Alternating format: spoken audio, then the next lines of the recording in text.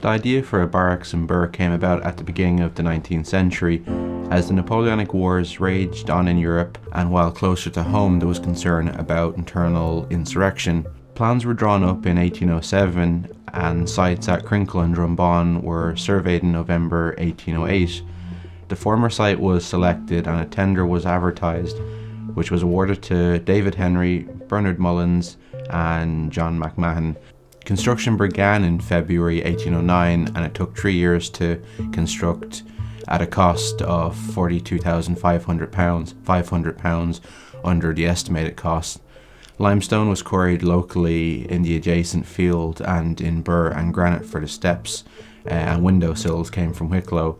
The barracks consisted of 2 parade squares with a H-plan of 3-storey buildings and various ancillary buildings. The main central soldiers' block featured an arch and cupola in the centre. In 1837, the barracks was also recorded as being able to accommodate 48 officers, 1,100 men and 15 horses, with space in the station hospital for 100 patients, but during times of war these numbers could be doubled. The barracks developed over time, with more ancillary buildings being constructed, such as a garrison church/school, a canteen, gasworks, drill shed and married quarters. The defence of the barracks was also improved, with the iconic bastions at each of the main gateways added in the 1830s. Adjacent to the barracks was the 14 acres. This acted as a drill ground for the barracks. Annual camps for the militia were also held here. Towards the end of the 19th century, the barracks was no longer meeting the sanitation requirements of the time. The drains were becoming foul and contaminating the wells, which led to an outbreak of enteric fever in 1897. As a result, the entire drainage system had to be overhauled at a cost of £4,000. Soldiers were also being allotted more cubic square feet, which reduced the total capacity of the barracks. Much to local people's dismay, the local economy saw a significant decrease in trade. At the time, local trade with farmers was estimated at about £40,000, or just over 3.5 million euros in today's money. During the Great War, mock trenches were constructed in the 14 acres. These served to train the new recruits in the art of trench construction and was part of their training before heading to France.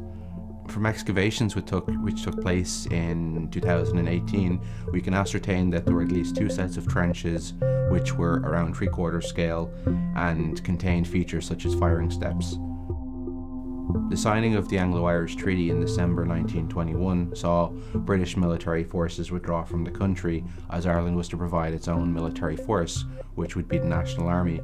As part of the withdrawal, the depot staff of the Leinster Regiment left the barracks on the 2nd of February 1922, making their way to Colchester.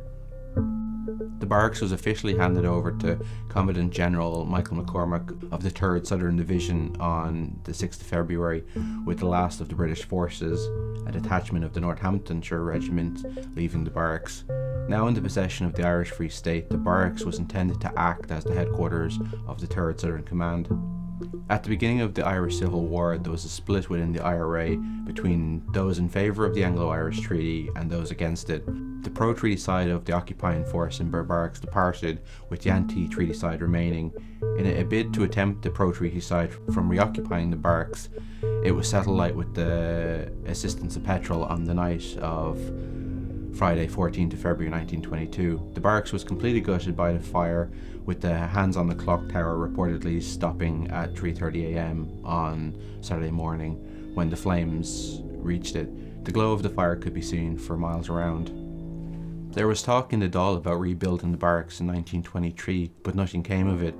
The Commission of Public Works advertised the barracks for sale in 1943 for the purpose of rubble stone, which began the process of the systematic destruction of all the buildings, the iconic archway and cupola being some of the last buildings to be demolished in 1985. Throughout the life of the barracks, the Leinster Regiment were the most notable occupants, it also being their depot from 1881 until February 1922, when the depot staff departed for Colchester. The regiment itself was later disbanded on the 14th July as part of economic cuts to the British Army and the Anglo-Irish Agreement. In 1964, members of the Old Comrades Association of the Leinster Regiment unveiled a stained glass window in St Brendan's Catholic Church to commemorate all the men that served in the regiment. The unveiling took place at 12 noon on the 9th of May, and it was unveiled by the Earl Alexander of Tunis, a decorated Field Marshal of the Second World War. The Earl was quoted as saying, "Birr is the most fitting place to give the Leinster Regiment honour."